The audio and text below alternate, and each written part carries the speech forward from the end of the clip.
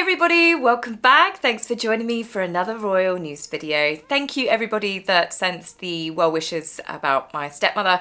We are still waiting to hear news on her recovery. They caught the stroke quite early on, so I'm hoping that it won't be too much long-term damage. Lots of people make complete full recoveries, so we're just keeping fingers crossed at the moment. But with regards to royal news, have I got a doozy for you?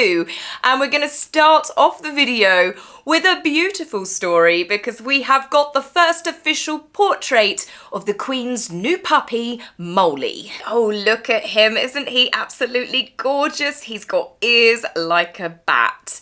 Now, when the King and Queen were at the Royal Chelsea Flower Show, one of the gardens was a dog garden and it was fully designed with our four-legged friends in mind. Monty had designed the garden where the bricks ran along the side of the path. They had various Radio 2 presenters' dogs' names. There was apparently Bluebell in there, the King and Queen's other dog, and also Beth, who the Queen and King obviously sadly lost last year due to illness. And then we had Molly, the new puppy's name. But there was another dog's name, another royal dog's name, and I had missed a royal story. The King has a new dog as well. He was gifted a Lagotto Romagnolo puppy. I hope I've pronounced that right. It's an Italian breed known for truffle hunting, and he's called it Snuff. You know, obviously truffle hunting, snuffling away like the pigs do. I think that's adorable. We haven't got an official picture yet, but I look forward to seeing one. So taking a step away from our cute four-legged furry friends, let's talk about an incredible royal engagement which was attended by the Prince and Princess of Wales, and this was very much Catherine's event. The Princess has taken part in a Royal Navy warship naming ceremony yesterday on the River Clyde in Scotland. The ship is the first of 8 Type 26 anti-submarine frigates to be built in Glasgow. I have the pleasure to name this ship HMS Glasgow. May God bless her and all who sail on her.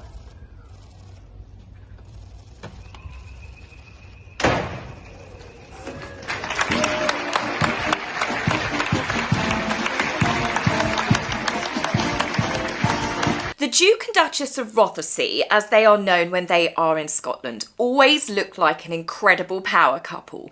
But Catherine, she looked like absolute dynamite, incredibly regal, in a Susanna London coat dress and a Philip Treacy hat. She looked immaculate, and I love the fact that Prince William stood back and he allowed his wife to take centre stage. It was very much, as I said, Catherine's event, and there were quite a few photographs captured of Prince William proudly watching his wife, and I've got to say, Catherine looked every inch the future queen that she will one day be. So from future queens to talking about our current king, His Majesty, who was at a joint engagement with his son, heir to the throne, Prince William, the Prince of Wales. Father and son attended a very important ceremony on the 16th of May when Prince William was made Grand Master of the Order of the Bath. Dressed in the incredible crimson robes which adorned their uniforms, the king and his eldest son looked quite the pair as they stood side by side in Westminster Abbey before leading the procession, as they were followed by officers, knights and the Dane Grand Cross, to the King Henry VIII Lady Chapel for the ceremony to take place, which was then shown to the congregation on the television screens, because anybody that knows that's visited Westminster Abbey, they know how small some of those rooms are. And Prince William was installed as the Great Master, which is awarded to those with exemplary military or civil service. This was the Prince of Wales' first procession after having been passed down to him on St George's Day last year by his father, who had held the position for 50 years. The Order of the Bath was installed by King George I back in 1725, but it's actually believed to date as far back as the 8th century. century. I love all of it. I'm here for the tradition, the history, the pageantry, the pomp. I love all of this. It's what I think makes our royal family so incredibly special, and people have always been fascinated by the Order of the Knights, which is what the Order of the Bath is, the same as the Order of the Thistle. Now, speaking of knights, let's talk about a knight in waiting who I obviously did speak about in the last video. Sir David. I am waiting for that day. I honestly believe that David Beckham deserves his knighthood. He has been more loyal to Queen Elizabeth, to King Charles, Prince William, the Princess of Wales, than their own blood. And I believe that David and Lady V, which she will become, would continue to be loyal to the crown long after that knighthood being gifted. And you see some people with knighthoods that really never deserved them in the first place. I think David has done a lot to help other people, and he's closely tied with a lot of the organisations and charities to do with the royal foundations now, like I said in the previous video.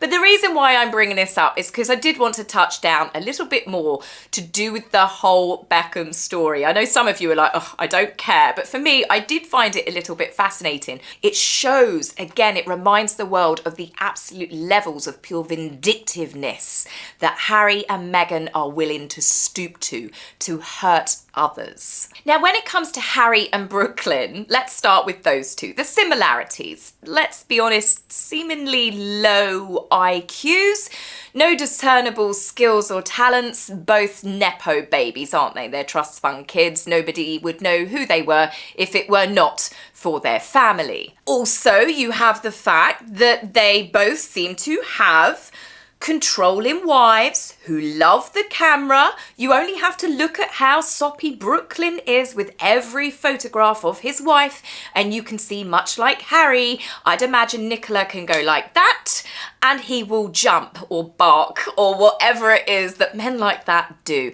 Some men like women in their lives like this. Again, it gives me that ugh. Harry has a great, doesn't he, a great granduncle that also seem to like being treated like that as well. But as for Brooklyn and Nicola, I really hope that they can resolve this whole family fallout. It's not that uncommon when the mother-in-law and the daughter-in-law don't necessarily get along.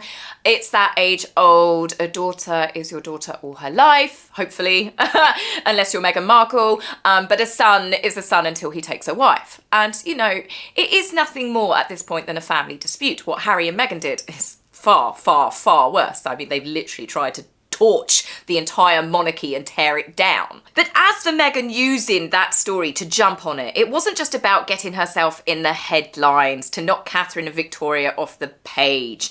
I think it goes back to the petty vindictiveness of Harry and Meghan having a burn book of grievances. Which, again, in this story, I find bizarre because it was Harry and Meghan that have been awful to the Beckhams, who were nothing but nice to them. But Meghan needed to trash Victoria to get David's friendship with Harry to, you know, dissolve, like she did every other relationship and friendship that Harry had. It was all about Meghan manipulating Harry to take him away from his family. But I don't think now, what I know about Harry, I don't think it took much convincing. I certainly don't blame Meghan like I used to in the beginning.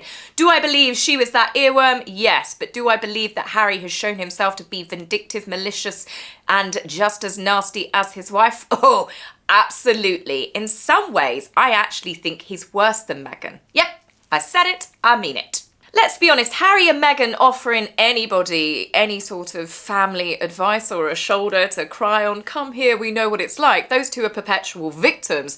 They know how to turn a family dispute into a war. They certainly don't know how to offer comfort or to perhaps say, you know, perhaps you should make up with it, it's not worth it. Harry and Meghan are still obviously trying to attack the royal family.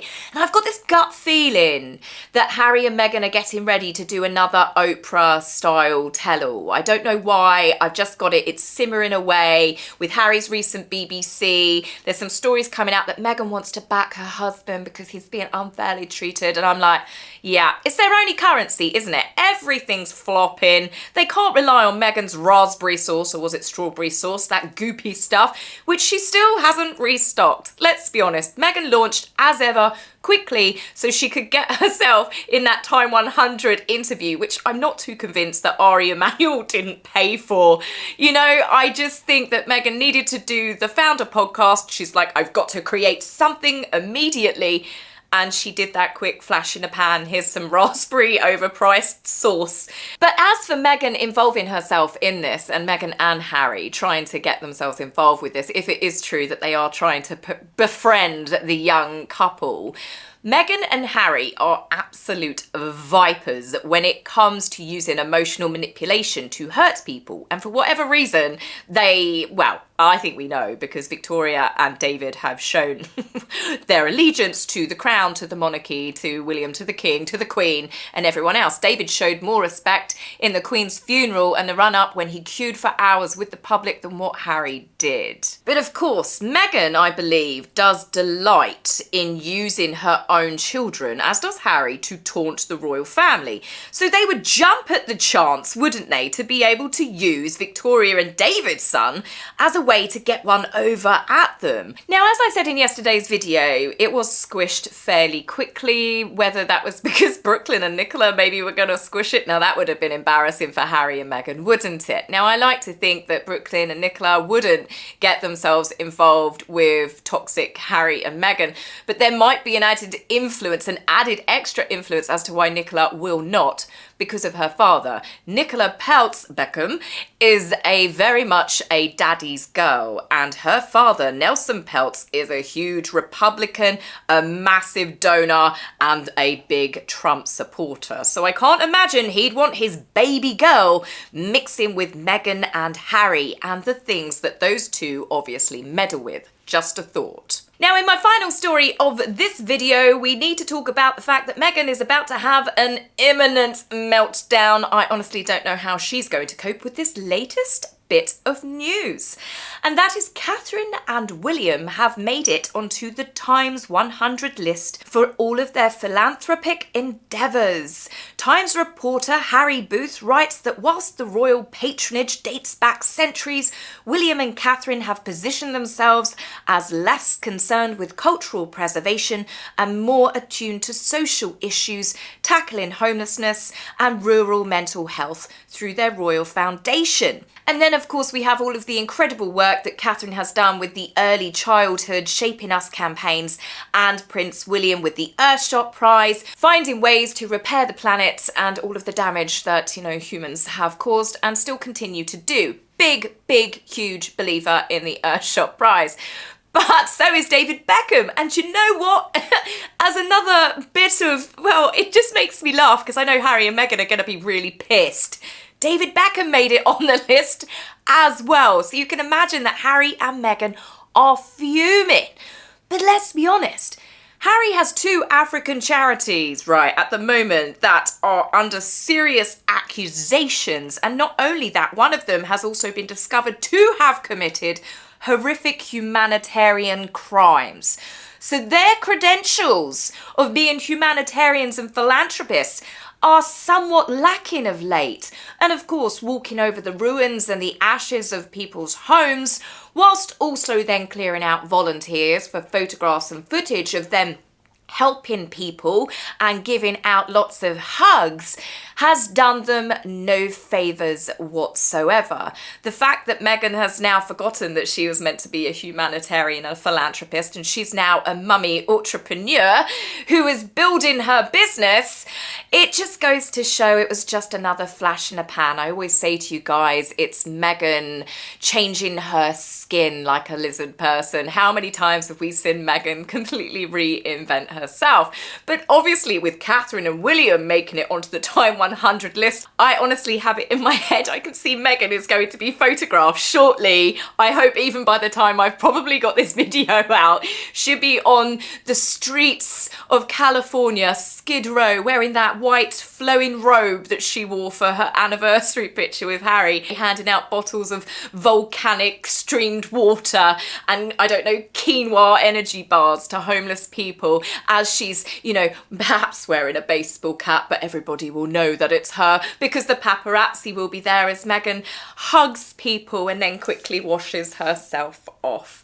You know she's going to do something extra special to prove that Meghan is still, after all, a humanitarian at heart. So guys, that's it for me on this video. I will be back with you very soon. Take care. See you soon. Bye.